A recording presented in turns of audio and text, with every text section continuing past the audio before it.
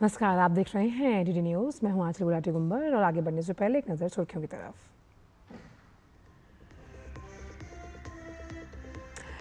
संसद के दोनों सदनों में आज कई विधायी कार्य सूचीबद्ध, कई प्राइवेट बिल भी किए जाएंगे पेश। उच्च सदन में संसदीय समितियों की रिपोर्ट रखी जाएगी पटल पर।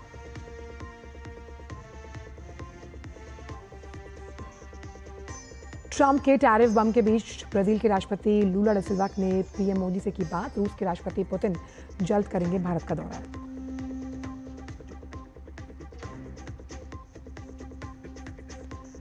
मतदाता सूची में हेरफेर के आरोप पर चुनाव आयोग ने राहुल गांधी को चेताया। कहा, शपथ पत्र भरकर करे प्रमाणित, देश के नागरिकों को न करें गुमराह।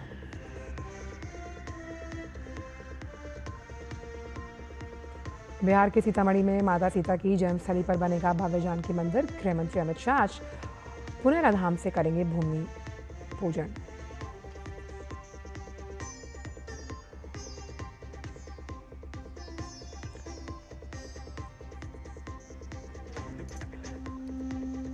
और उत्तराखंड में धराली के बचाव अभियान को लेकर जारी MI-17 और चिनूक हेलीकॉप्टर से लोगों को किया जा रहा है रेस्क्यू। सीएम के जल, सड़क संचार और बिजली बहाली के निर्देश।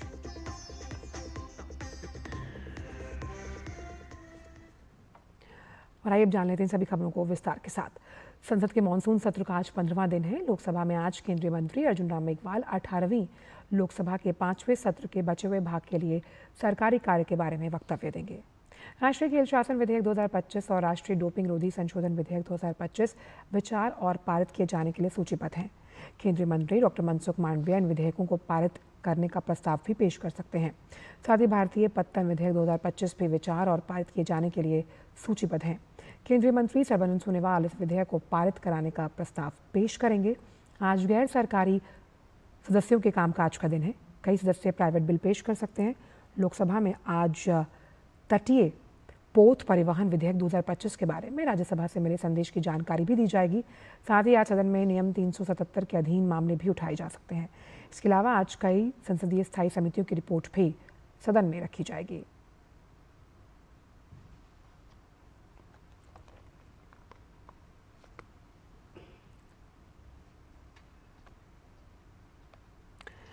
वहीं राज्यसभा में आज 268वें सत्र के शेष भाग के बारे में जानकारी दी जाएगी। विधायी कार्यों की बात की जाए तो गोवा के लिए अनुसूचित जनजाति प्रतिनिधित्व का पुनः समायोजन विधेयक 2025 विचार और पारित किए जाने के लिए सूचीबद्ध है। केंद्रीय मंत्री अर्जुन राम मेघवाल आज विधेयक को पारित करने का प्रस्ताव कर सकते हैं। इसके अलावा कई सदस्य निजी विधेयक पेश करेंगे। केंद्रीय मंत्री जितिन प्रसाद, कमलेश पासवान और भागीरथ चौधरी अलग अलग मुद्दों पर वक्तव्य दे सकते हैं। साथ ही सदन में आज कई संसदीय समितियों की रिपोर्ट राज्यसभा में रखी जाएगी और प्रश्नकाल में अहम प्रश्न पूछे जाएंगे।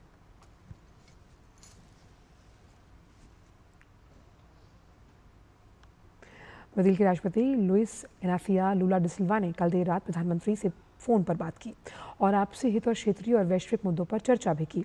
अमेरिका द्वारा भारतीय और ब्राजील के उत्पादों पर अतिरिक्त आयात शुल्क लगाने की घोषणा के बीच हुई बातचीत में दोनों नेताओं ने व्यापार, प्रौद्योगिकी, ऊर्जा, रक्षा, कृषि, स्वास्थ्य और लोगों के बीच संबंधों में सहयोग बढ़ाने पर सहमति जताई।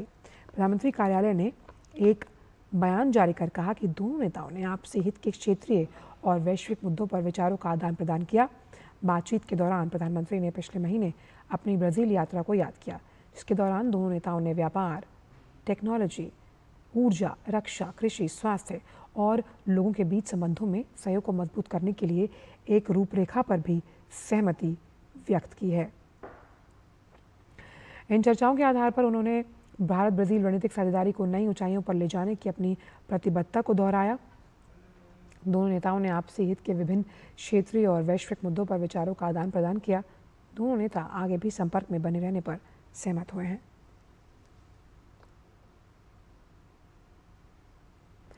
केंद्रीय गृह एवं सहकारिता मंत्री अमित शाह आज बिहार दौरे पर हैं। अमित शाह दरभंगा जिले से होते हुए सीतामढ़ी जाएंगे। इस दौरान वो सीतामढ़ी जिले में मां सीता की जन्मस्थली पुनराधाम मंदिर और परिसर के समग्र विकास की वृहद योजना का भूमि पूजन करेंगे।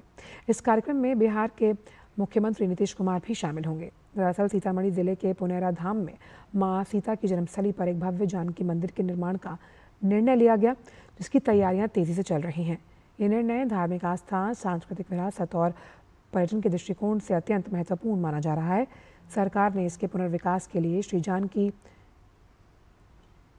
जन्मभूमि पुनर्धाम मंदिर न्यास समिति के गठन की भी घोषणा की, जो इस परियोजना के क्रियान्वयन की जिम्मेदारी को संभालेगा। वहीं श्रद्धालुओं की सुविधा के लिए कनेक्टिविटी को बढ़ाने के लिए प्रधानमंत्री ने सीतामढ़ी दिल्ली अमृत भारत ट्रेन को भी स्वीकृति दी, जिसका आज शुभारंभ होगा। सरकार के इस पहल का संत समाज ने भी स्वागत किया है। जो हमारे भारत सरकार के अमित शाह गृह मंत्रालय से आ रहे हैं, सीतामढ़ी को विश्व पर्यटक से जोड़ने का जो काम किए हैं हमारे गृह मंत्रालय बिहार सरकार से नीतीश कुमार जी, इनके लिए हम इन दोनों को कोटि प्रणाम और साधुवाद भी देते हैं। और यही कहते हैं कि हमारे देश और विश्व को विकास के लिए धर्म और संस्कृति को जोड़ना होगा। जब तक हमारे धर्म और संस्कृति नहीं जुड़ेगा, जब तक हमारे देश का विकास नहीं हो पाएगा।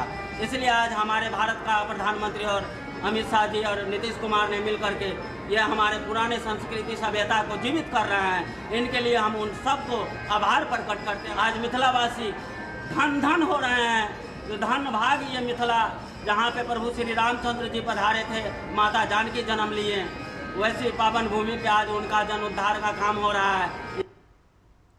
उत्तराखंड के उत्तरकाशी जिले में धराली और हर्षिल क्षेत्र में बादल फटने से भारी तबाही हुई। इसे लेकर बचाव और राहत कार्य अभियान जारी है। मुख्यमंत्री पुष्कर सिंह धामी ने राहत और बचाव कार्यों की समीक्षा की। सोशल मीडिया पर तस्वीर साझा कर जानकारी दी। उन्होंने लिखा कि उत्तरकाशी में आज सुबह से धराली में चल रहे राहत और बचाव कार्यों की समीक्षा की गई। हेली सेवा, MI-17 और चिनूक हेलीकॉप्टर्स की मदद से सुबह से ही उच्च स्तर पर रेस्क्यू ऑपरेशन जारी है और लोगों को सुरक्षित वापस लाया जा रहा है। प्रधानमंत्री नरेंद्र मोदी के मार्गदर्शन में केंद्र सरकार से पूर्ण सहयोग प्राप्त हो रहा है। इस दौरान अधिकारियों से सड़क संचार और बिजली की बहाली के साथ साथ खाद्यान्न आपूर्ति पर उन्हें आवश्यक दिशा निर्देश दिए गए। हम शीघ्र से शीघ्र सभी प्रभावितों को सुरक्षित निकालने और सामान्य जनजीवन बहाल करने का प्रयास कर रहे हैं।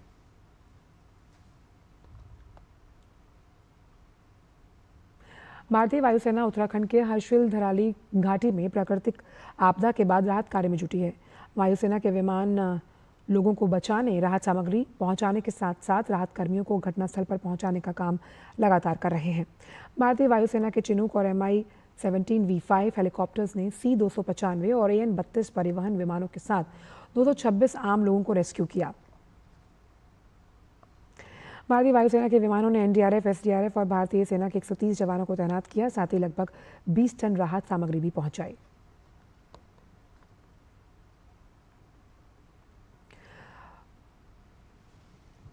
उत्तरकाशी से धराली तक का रास्ता खोलने का काम तेजी के साथ जारी है। बार बार होने वाले लैंडस्लाइड के कारण मुश्किलें भी आ रही हैं, लेकिन BRO लगातार काम में जुटा हुआ है ताकि रोड कनेक्टिविटी को जल्द से जल्द बहाल किया जा सके। देखिए ग्राउंड जीरो से हमारे संवाददाता नीरज सिंह की एक खास रिपोर्ट।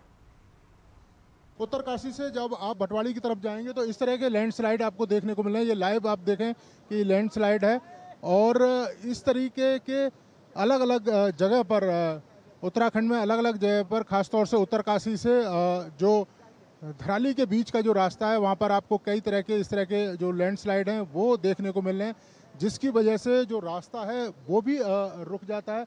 और आप देखें कि पीछे आपको बड़ी संख्या में जो लोग हैं वो आपको दिखाई देंगे और ये रोड किस तरीके से कटा है वो हमारे कैमरामैन सुनील आपको दिखाएंगे कि ये देखिए भागीरथी नदी बह रही है और नदी के साथ साथ अगर आप देखें कि जो रोड है मलबे ने किस तरीके से उसको बुरी तरीके से जो रोड कनेक्टिविटी है उसको बर्बाद कर दिया है।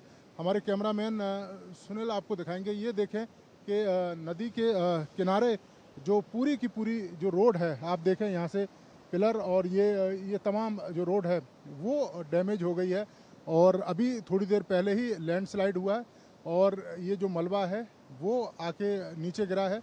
और लगातार जो बॉर्डर रोड ऑर्गेनाइजेशन है वो लगातार रोड कनेक्टिविटी को बहाल करने में लगा हुआ है। बीच बीच में कुछ समय के लिए जो रोड है उसको सही किया जाता है, लेकिन उसके बाद इस तरह का जो मलबा है वो समय समय पर आ जाता है, जिसकी वजह से आप ये देखें कि सैकड़ों की संख्या में जो वाहनों की कतार है, जो खास तौर से जो रेस्क्यू ऑपरेशन के लिए जाने वाले जो टीम है, जवान हैं, जो बड़े बड़े इक्विपमेंट हैं वो बीच में रुक जाते हैं। इस तरह की परेशानियां इस इलाके में बनी हुई हैं। कैमरामैन सुनील के साथ नीरज सिंह, DD न्यूज़, भटवारी। उत्तराखंड के हर्षिल धराली में आई प्राकृतिक आपदा के बाद भटवाड़ी ब्लॉक के कयाक गांव के 56 परिवारों के मकानों में दरारें आ गई। गंगोत्री नेशनल हाईवे धंसने से गांव में जमीन खिसक रही है, जिससे घरों की दीवारें और नींव में गहरी दरारें हैं। इस बीच राहत और बचाव कार्य उच्च स्तर पर जारी है। वहीं सेना, आईटीबीपी, एनडीआरएफ, एसडीआरएफ, पुलिस समेत सभी एजेंसियां युद्ध स्तर पर रेस्क्यू अभियान में जुटी हैं। आपदा में प्रभावित लोगों से हमारे संवाददाता दिग्बीर सिंह बिश्ट ने बात की है, आपको सुनवाते हैं। धराली में आई आपदा के बाद आज तीसरा दिन है। हम लोग क्षेत्र में, हमारे साथ कुछ लोग हैं। आइए जानना चाहते हैं कि किस तरह का माहौल है और अभी तक जो राजमार्ग है वो पूरे बन नहीं पाए हैं और गंगनानी पास पुल तैयार हो रहा है, तो इसे लेकर क्षेत्र में जैसे आप लोग गए हैं वहाँ उस तरफ का माहौल आपने देखा, किस तरह? ये धराली में जो आपदा आई है और धराली हमारा ऐसा पॉइंट है कि गंगोत्री का मुख्य पड़ाव है। पूरे देश विदेश के लोग वहां पर आते हैं, रुकते हैं और अर्थव्यवस्था की भी वहां पर जो है उन लोगों ने जो होटल बनाए थे, बहुत अच्छे अच्छे होटल थे, जो मुझे लगता है कि बहुत पूरा बाढ़ में समा गए। लेकिन वहां पर जो स्थानीय जो युवा थे, वो युवा भी जो है हमारे कुछ जो है मिस है वहां पर। और मैं समझता हूं कि देश की सरकार, प्रदेश की सरकार रात दिन जो है लगी हुई है। अभी जो है सड़क मार्ग है वो अभी जहाँ पर जो है डेली ब्रिज बनना है गंगनानी के पास, वहां तक जो है सड़क मार्ग यातायात खुल गया है, लेकिन आगे जो है पैदल के भी रास्ता नहीं है। लेकिन हवाई मार्ग के द्वारा जो है जो वहां पर घायल लोग थे उनको हॉस्पिटलों में पहुंचा गया, उनको राहत दिलाई जा रही। बाहर से जो हमारे जो है राहत की जो टीमें हैं वो टीमें आ गई है। सीएम साहब ने हमारे यहाँ जो 3 अधिकारी जो है आईएएस अधिकारी जो पहले के हमारे जिलाधिकारी यहाँ पर है, उनको अच्छा अनुभव है, वो पूरा यहाँ पर काम कर रहे हैं। आपदा जो है उत्तराखंड में है, मुझे लगता है कि आपदा पहले भी आई है। 2013 में जो आपदा थी उससे भी भयानक आपदा जो इस क्षेत्र में आई है। और जो हमारा जो गंगोत्री का मुख्य पड़ाव है धराली, वहाँ पर काफी स्थानीय लोग जो जुड़े हुए थे, सारे होटल से लेकर हमारे जो लोग वहाँ से जुड़े हुए थे और हमारे पूरे इस भटवाड़ी क्षेत्र के जितने लोग वहाँ पर होटल्स व्यवसाय के लोग हैं उनका अभी तक पता नहीं चल पाया। 130 लोग के लगभग बता रहे हैं, लेकिन अभी तक पूर्ण रूप से जानकारियां नहीं हो पाई, क्योंकि सारी रोडें जो भटवाड़ी से लेकर गंगोत्री तक तमाम रोडें और जितने भी हमारे ब्रिज हैं सभी ध्वस्त हो रखे हैं। और मुझे लगता है कि जिस प्रकार से हमारे माननीय मुख्यमंत्री जी, हमारे यहाँ स्थानीय विधायक लोग और तमाम जितने भी यहाँ ब्लॉक प्रमुख लोग काम कर रहे हैं, निश्चित रूप से 2-3 दिन में हमारी रोडें सुचारू हो जाएंगी। जैसे ही वैली ब्रिज बनकर तैयार होता है तो कहीं ना कहीं आपदा ग्रस्त तक पहुंचने में कोई देरी नहीं होगी। उत्तरकाशी से दूरदर्शन समाचार, दिग्बीर बिष्ट। केंद्रीय गृह मंत्री अमित शाह पर आपत्तिजनक टिप्पणी मामले में कांग्रेस नेता राहुल गांधी के खिलाफ आज एमपी एमएलए कोर्ट में सुनवाई होगी। इससे पहले सुनवाई गुरुवार को होने वाली थी, लेकिन साक्ष्य दर्ज न होने की वजह से आज के लिए टल गई। याचिकाकर्ता के वकील संतोष पांडे ने बताया कि गुरुवार को वकीलों के प्रस्ताव के कारण साक्ष्य नहीं दर्ज हो पाया था और इस वजह से आज की तारीख तय की गई है।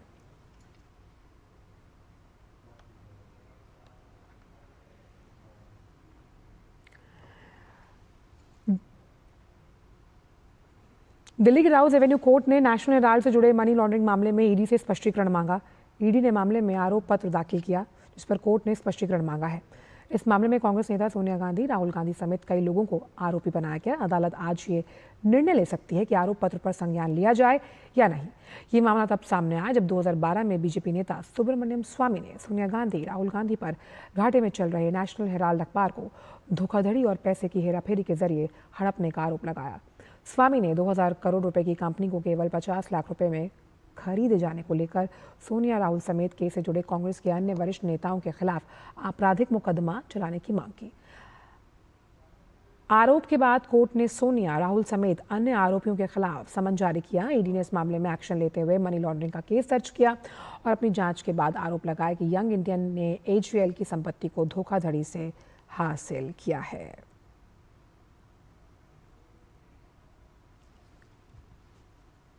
जम्मू कश्मीर को राज्य का दर्जा बहाल करने की मांग वाली याचिका पर सुप्रीम कोर्ट आज सुनवाई करेगा। ये याचिका जम्मू कश्मीर के एक शिक्षाविद जहूर अहमद भट्ट और सामाजिक राजनीतिक कार्यकर्ता खुर्शीद अहमद मलिक द्वारा दायर की गई। सुप्रीम कोर्ट ने पहले अनुच्छेद 370 को निरस्त करने के फैसले को बरकरार रखा था और जल्द से जल्द राज्य का दर्जा बहाल करने का आदेश दिया था। 5 अगस्त 2019 को जम्मू कश्मीर से आर्टिकल 370 हटा लिया गया था, जिसके बाद सुप्रीम कोर्ट ने भी इसे जायज़ ठहराया।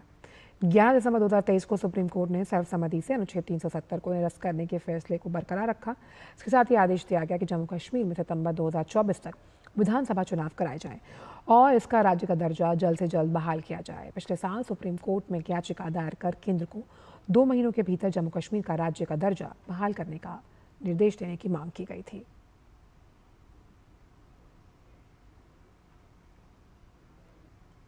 वक्त की छोर से ब्रेक का, आप देखते रहिए DD न्यूज़। मम्मी, भूख लगी। ये 1 मिनट में नहीं 4 मिनट में आएगा। थोड़ा वक्त लगेगा पर सेहत को पाएगा। NDH सूजी वर्मिसेली पर सबका दिल आएगा। NDH सूजी वर्मिसेली, सेहत भी स्वाद भी। 10 लाख की लॉटरी मुझे, वाओ! फर्जी ऑफर्स से सावधान। RBI कहता है जानकार बनिए, सतर्क रहिए। जब धरती चीर कर निकलता है लोहे का पत्थर और मिलता है मोंगिया के जोश से, फिर तपता है, पिघलता है और बनता है फौलाद। अब होता है सरिया सारी खूबियों के साथ। मोंगिया स्टील, मजबूत देश का मजबूत सरिया। ब्रेक के बाद सभी का स्वागत। बात उत्तर प्रदेश की, जहां सरकार रक्षाबंधन पर महिलाओं को निःशुल्क बस यात्रा की सुविधा दे रही है, जिससे वो हर्षोल्लास से त्यौहार मना सकें। ये सुविधा सुबह 6 बजे से शुरू हो चुकी, जो 10 अगस्त रात 12 बजे तक चलेगी। पूर्व के वर्षों में ये सुविधा सिर्फ 2 दिन मिलती थी, लेकिन इस बार ये तोहफा 3 दिन के लिए दिया गया। मुख्यमंत्री योगी आदित्यनाथ की पहल पर परिवहन विभाग ने सुविधा को प्रदेश के सभी जिलों में सफलतापूर्वक लागू किया। उत्तर प्रदेश में महिलाओं की सशक्तिकरण यात्रा को मजबूती देते हुए बीते 8 वर्षों में 1 करोड़ 23 लाख से ज़्यादा महिलाओं को मुफ्त बस यात्रा की सुविधा दी गई है।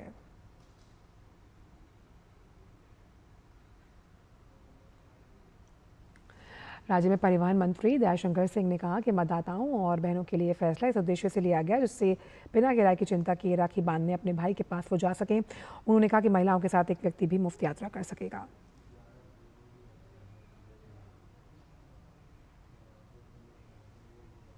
माननीय मुख्यमंत्री जी की इच्छा है कि कोई भी हमारी भाई माता बहन आवागमन के कारण जो है राखी बांधने से अपने भाई की वंचित न रह जाएं, इसलिए इस बार उन्होंने 3 दिन की ये जो है निःशुल्क सेवा की अनुमति प्रदान किया है। हम लोग इसके लिए अतिरिक्त बसें भी लगा रहे हैं और कल हजारों नई बसें रक्षाबंधन के त्यौहार पर कि हमारी बहनें जो है नई बसें में यात्रा करें, उसका भी हम लोग शुभारंभ करेंगे। निःशुल्क बस यात्रा की सुविधा उत्तर प्रदेश राज्य सड़क परिवहन निगम और नगरीय बस सेवा में सभी महिलाओं को मिलेंगी। उत्तर प्रदेश सरकार के इस फैसले से जहां अनेक महिलाएं उत्साहित है, वहीं प्रदेश सरकार को धन्यवाद दे रही हैं। इसके लिए तो मुख्यमंत्री जी के लिए जितनी भी प्रशंसा की जाए कम है, क्योंकि पहले जिसके पास पैसा नहीं होता था, भैया अपने गरीब भी है अमीर भी है, नहीं जा पाते थे, लेकिन इस टाइम सभी लोग अपने भाइयों के राखी बांधने के लिए चले जाते हैं। योगी सरकार ने हमारे लिए सुविधा दी है कि 3 दिन के लिए बस की जो टिकट है वो हमें फिर फ्री में मिलेगी, तो इससे हमें काफ़ी लाभ है। अपने कार्यकाल में उन्होंने 2-3 बार ऐसा किया है, उनके लिए मैं धन्यवाद कहना चाहूँगी। तो अभी हमारी बस सेवा रक्षाबंधन के उपलक्ष्य में शुरू हुई है। मैं उन महिलाओं से भी रिक्वेस्ट करना चाहूँगी कि वो इस चीज़ का पूर्णतः रूप से उसका लाभ उठाए। समस्त महिलाओं की तरफ से जो योगी जी और जो सरकार है हमारी मोदी जी, उनको मैं धन्यवाद देना चाहती हूँ। जो गरीब महिलाएं हैं उनको और जो सभी महिलाएं हैं उनकी तरफ से जो आने जाने की सुविधा किया हुआ है रक्षाबंधन के पर्व पर। हिंदू धर्म में रक्षाबंधन का पर्व पूरे देश और प्रदेश में बड़े धूमधाम से मनाया जाता है। भाई बहन के प्रेम का प्रतीक रक्षाबंधन इस वर्ष कल मनाया जाएगा। मान्यता यह है कि भाई की कलाई पर बंधी राखी उसकी रक्षा करती है और भाई भी अपनी बहन की रक्षा का प्रण लेता है। और वहीं रक्षाबंधन के पावन पर्व पर जहां देश भर के बाजारों में रौनक छाई है, भाई बहनों के इस त्यौहार के लिए जमकर खरीदारी की जा रही है, वहीं अजमेर में एक अनोखी पहल ने लोगों का ध्यान खींचा। अजमेर में एक दुकान पर नारियल के माध्यम से केवल वैश्विक राजनीति और बाजार की स्थिति को दर्शाया गया, बल्कि नेताओं की लोकप्रियता और अंतर्राष्ट्रीय समीकरणों पर भी व्यंग्यात्मक टिप्पणी की जा रही है। देखिए। अजमेर में रक्षाबंधन के मौके पर मौजूदा राजनीति का भी असर देखा जा रहा है। रक्षाबंधन पर बिकने वाले नारियल पर इसका असर देखा जा रहा है। अवतार सिंह कई वर्षों से अपनी दुकान पर नारियल के माध्यम से समसामयिक घटनाओं और राष्ट्रीय राजनीति पर व्यंग्यात्मक टिप्पणियां करते आ रहे हैं। वे हमेशा ये जानकारी देते थे कि राष्ट्रीय स्तर पर कौन सा नेता बेहतर है, लेकिन इस बार उन्होंने अपनी इस परंपरा को वैश्विक स्तर पर ले जाते हुए अंतर्राष्ट्रीय नेताओं पर अपनी राय रखी है और इसमें भी प्रधानमंत्री नरेंद्र मोदी को सबसे ऊपर रखा है। मौजूदा परिस्थितियों के आधार पर नारियल की कीमतें 50, 40 और 35 रुपए तय की गई हैं। अवतार सिंह ने इन कीमतों के माध्यम से वैश्विक पटल पर नेताओं की स्थिति का आकलन किया है। 50 रुपए का नारियल प्रधानमंत्री नरेंद्र मोदी के लिए है, जो देश और दुनिया में अपनी अलग पहचान और लोकप्रियता बना चुके हैं। उनके नेतृत्व में भारत की वैश्विक साख बढ़ी है। दूसरे स्थान पर 40 रुपए का नारियल ऑपरेशन सिंदूर को दिया है। सबसे कम कीमत 35 रुपए का नारियल अमेरिकी राष्ट्रपति डोनाल्ड ट्रंप की तय की गई है। हंसी मजाक में 3 नाम लगा दिए अपन ने। एक तो सबसे जो छोटा है 35 रुपए का, वो डोनाल्ड ट्रंप है, और उससे बड़ा है जो सिंदूर है, उससे बड़ा मोदी का नाम है। तो तीनों नाम लगा रखे हैं, और नारियल भी साइज भी सब अपने अपने हिसाब से। खरीदार भी काफी दिलचस्पी दिखा रहे हैं। खरीदारों का कहना है कि प्रधानमंत्री नरेंद्र मोदी हमेशा से ही शीर्ष पर रहे हैं और आगे भी रहेंगे। वहीं दूसरे खरीदार ने ऑपरेशन सिंदूर को भी माताओं और बहनों के लिए महत्वपूर्ण बताया है और कहा कि ये प्रधानमंत्री मोदी द्वारा दिया गया एक करारा जवाब था। हर बार जब भी त्योहार आते हैं और सरदार जी के पास यहाँ पे बालाजी मंदिर के सामने आगरा गेट के ये अलग अलग जो राजनीति है राष्ट्रीय स्तर के अंतर्राष्ट्रीय स्तर के, उस हिसाब से लोगों के बीच में एक कोलाहल का विषय बनता है। तो इसको हम यूँ भी कह सकते हैं कि डोनाल्ड ट्रंप पूरी दुनिया को अपनी जो टैरिफ वॉर में डराना चाहते हैं, उससे भारत की जनता, देश की इकोनॉमी डरने वाली नहीं है। और निश्चित रूप से मोदी जी आज की तारीख में राष्ट्र के सबसे बड़े नेता और वो सबसे ऊंचे पायदान पर स्थापित है। अवतार सिंह का कहना है कि नारियल की कीमतें व्यंग्यात्मक तरीके से तय की गई हैं, जिसका उद्देश्य खरीदारों को बढ़ावा देना और लोगों को वर्तमान वैश्विक हालातों के बारे में मनोरंजक तरीके से जानकारी देना है। ये अनूठी पहल अब अजमेर में चर्चा का विषय बनी हुई है, जो त्योहार के माहौल में राजनीति और बाजार के विश्लेषण का एक दिलचस्प तरीका पेश कर रही है। अजमेर से सुधांशु सहरावत की रिपोर्ट, डीडी न्यूज। सीसीएल के प्रयासों से झारखंड के मत्स्य पालन को बढ़ावा मिल रहा है, जिससे खनन क्षेत्रों से लोगों को रोजगार का एक और विकल्प मिल गया। इतना ही नहीं, झारखंड में देश में पहली बार माइनिंग टूरिज्म की पहल हुई, जिसके तहत राज्य सरकार ने सीसीएल के साथ हाथ मिलाया। देखिए रिपोर्ट। बदलाव प्रकृति का नियम है और यह समय समय पर होता रहता है। झारखंड के कोयला खनन क्षेत्रों में यह बदलाव तो अनूठा है। जिन इलाकों से कोयला निकला करते थे, अब वहां से मछलियों की आपूर्ति हो रही है। बदलाव की बयार ऐसी चली है कि अब पर्यटक भी इसका लुत्फ उठा सकेंगे। चारों तरफ हरियाली से घिरा यह जलाशय कोई नदी या तालाब नहीं है, बल्कि 60 और 70 के दशक में यहाँ कोयले का खनन हुआ करता था। कोयला खत्म होने के बाद ये काफी समय तक बेकार पड़ा रहा, लेकिन अब इस बंद खुली खदान में पानी भर जाने के बाद इसकी और इलाके दोनों की तस्वीर बदल गई है। सीसीएल और जिला प्रशासन के सहयोग से यहाँ मत्स्य पालन हो रहा है, जिससे सैकड़ों लोग जुड़े हैं। हम लोग यहाँ मछली पालन करते हैं, सब समिति से जुड़े हुए हैं। अच्छा, हम लोग यहाँ से रोजगार चलता है, अच्छा होता है, हम लोग घर परिवार अच्छा चलता है। झारखंड को प्रकृति ने दोनों हाथों से सजाया और संवारा है। कोयले का भंडार तो ऐसा है कि इससे समूचा देश रोशन हो रहा है और इन भंडारों में मछली पालन की पहल से अब लोगों की जिंदगी भी रोशन हो रही है। रामगढ़ स्थित सीसीएल के बरका सियाल परियोजना के जीएम अजय सिंह ने कहा कि काफी समय से खनन के बाद यह खदान बंद पड़ा था। स्थानीय लोगों के रोजगार के लिए इस बंद पड़े खदान को विकसित कर मत्स्य पालन के योग्य बनाया गया। धीरे धीरे वाटर बॉडी डेवलप हुआ, तो हम लोगों ने सोचा कि लोगों की जीविका के लिए, आसपास के लोगों को पैप्स के लिए यहाँ पर हम लोग मछली पालन चालू करवाएं। तो हम लोगों ने यहाँ लास्ट ईयर मछली पालन की व्यवस्था की। इतना ही नहीं, संस्थान इलाके में ढांचागत संरचना के विकास में भी योगदान दे रहा है। इस इलाके में पर्यटन विकास और आवागमन की सुविधा को भी बेहतर बनाने की योजना है। अभी इस एरिया को डेवलप करने के लिए हम लोगों ने अभी सीसीएल हेडक्वार्टर में प्रपोजल भेजा हुआ है।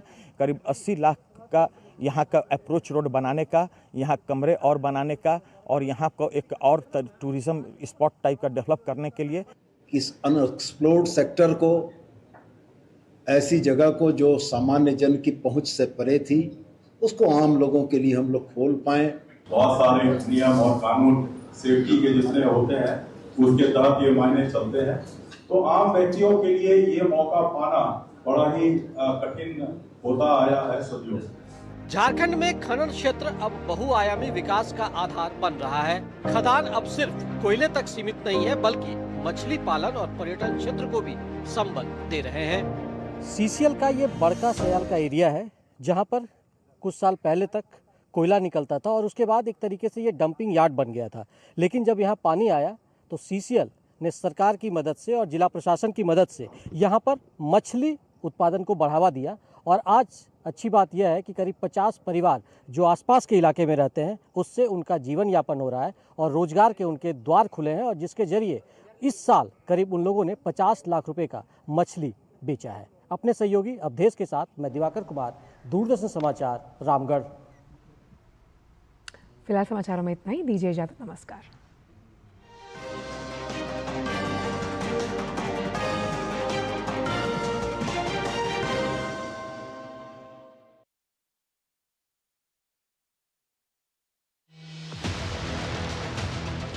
वक्त बदला है, तेवर नहीं, दो टूक कहने का है अंदाज वही।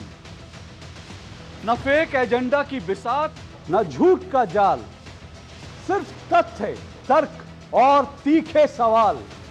देखिए मेरे साथ दो टूक, सोमवार से शुक्रवार रात 10 बजे सिर्फ डीडी न्यूज पर।